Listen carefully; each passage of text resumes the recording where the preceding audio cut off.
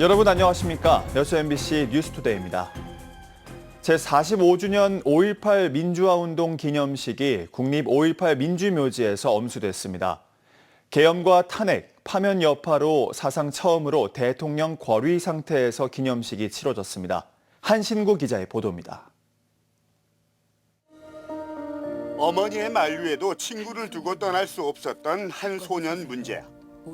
노벨 문학상을 받은 한강 작가의 작품 소년이 온다의 모델인 고 문재양 열사와 시민군 대변인 윤상원 열사의 삶이 조명된 제45주년 5.18 민주화운동 기념식. 올해는 1980년 5월 광주의 민주주의 수호 정신을 함께 기록하며 공유하자는 취지로 열렸습니다. 폭도 눈명 벗기고 우리 광주 문제를 헌법 전문에 수록하고 그것이 제일 소원입니다. 역대 기념식에는 대통령이나 국무총리가 참석했지만 지난해 말 비상계엄과 탄핵 그리고 윤석열 전 대통령 파면 여파로 대통령 권위 상태에서 처음으로 치러졌습니다. 2조 대통령 권한대행은 기념사를 통해서 5월 정신 위에 오늘의 대한민국이 세워졌고 광주의 역사를 넘어 우리 모두의 역사라며 5월 정신 계승을 다짐했습니다. 대한민국은 지금 곳곳에 갈등과 분열이 깊어지고 있습니다. 45년 전 5월의 광주가 보여주었던 연대와 통합의 정신은 지금 우리에게 꼭 필요한 가르침입니다. 이재명 더불어민주당 대선 후보를 비롯해서 이준석, 권영국 대선 후보도 참석해 5월 정신에 헌법 전문 수록 등을 약속했지만 김문수 국민의힘 후보는 불참했습니다.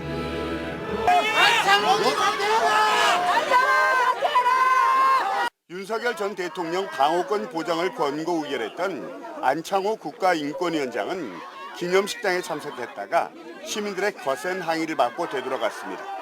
MBC 뉴스 한신구입니다. 5.18 기념재단이 5.18 민주화운동 45주년 기념식에서 군 관련 소재를 쓰고 곳곳에 군인을 배치하는 등 가해자와 피해자 고려가 없었다며 정부의 유감을 밝혔습니다. 5.18 기념재단은 정부가 기념 대상이 누구이며 5.18 민주화운동이 왜 발생했는지에 대해 고려하지 않은 채 기념식을 준비했다며 이같이 밝혔습니다. 또 이주호 대통령 권한대행의 기념사에 5.18 정신의 헌법 전문 수록과 진상규명 지속 등 5월 과제를 해결하기 위한 어떠한 내용도 없었다고 비판했습니다.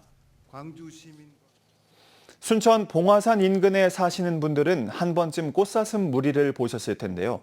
정부가 이 꽃사슴을 유해 야생동물로 지정하기로 했습니다. 농작물 피해와 나무 고사 등 부정적인 영향을 준다고 판단했는데요. 김단비 기자입니다. 꽃사슴 3마리가 유유히 인도주의를 거닙니다. 아파트 단지에까지 출연해 SNS를 뜨겁게 달군 순천 꽃사슴입니다. 꽃사슴이 자주 목격되는 순천 동천 일대입니다. 이곳 봉화산을 주변으로 꽃사슴 개체수가 70마리까지 늘어났습니다. 주민들은 목격담을 쏟아냅니다. 3마리가 나와서 뿔 이렇게 더 많이 난 놈, 적게 난 놈, 그래가지고는 그렇게 풀 뜯어 먹고 물도 건네도 다니고. 섬의 모양이 어린 사슴과 비슷하다고 해서 이름 붙여진 고흥 소록도. 이곳에도 꽃사슴이 있습니다. 한 독지가가 사슴을 기증한 것을 계기로 1992년부터 40여 마리를 방사했는데 지금은 230여 마리가 살고 있습니다. 외래종인 꽃사슴은 천적이 없는 데다 번식력이 강해 개체수가 빠르게 늘고 있습니다. 문제는 꽃사슴이 텃밭과 조상묘를 파헤치고 나무를 고사시키는 등 피해를 입힌다는 겁니다. 결국 환경부는 꽃사슴을 유해 야생동물로 지정하는 야생생물법 시행령 개정안을 입법 예고했습니다.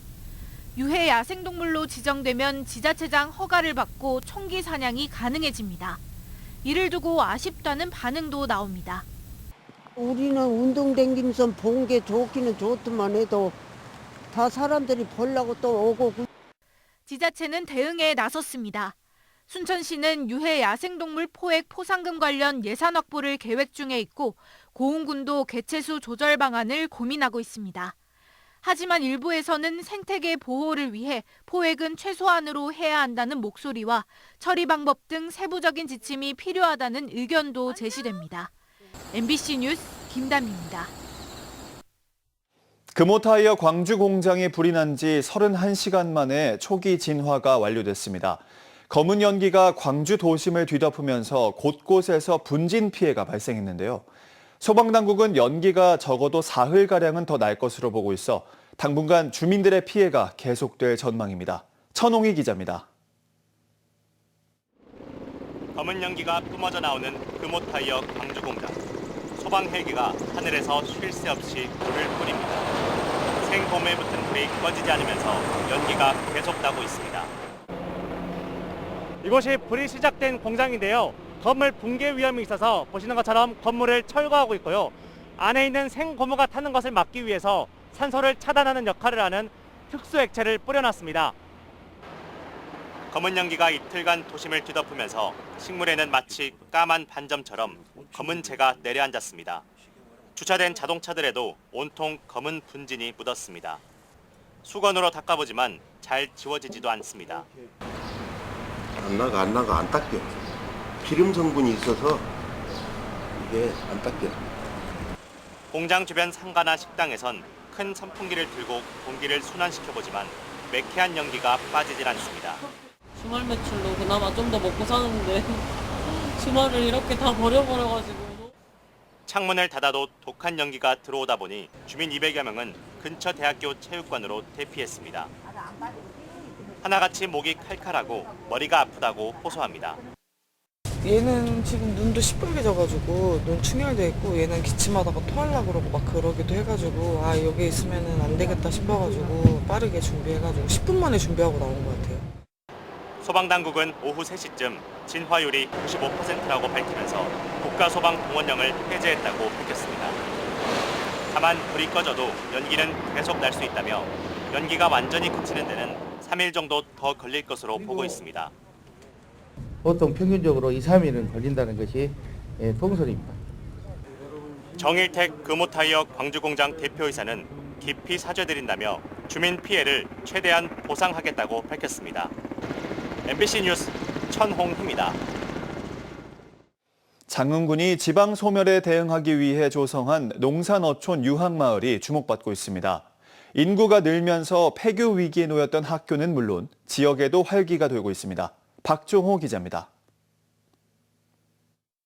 인구 56명이 살고 있는 전남 장흥군 장평면의 한 마을.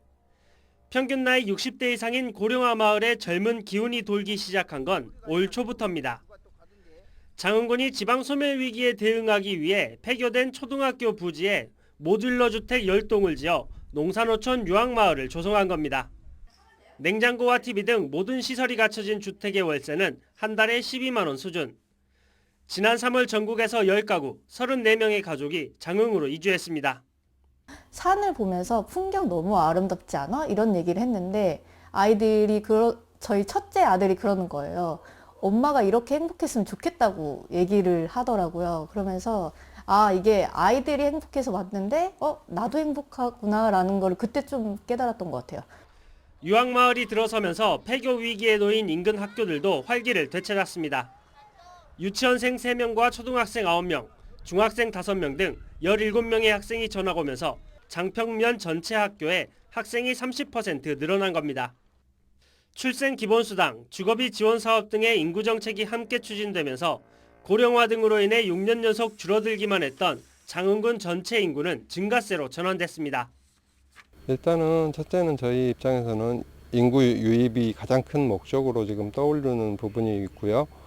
그리고는 지금 지역계 학교들이 많이 사라지고 있지 않습니까? 그래서 작은 학교를 좀 살려보자.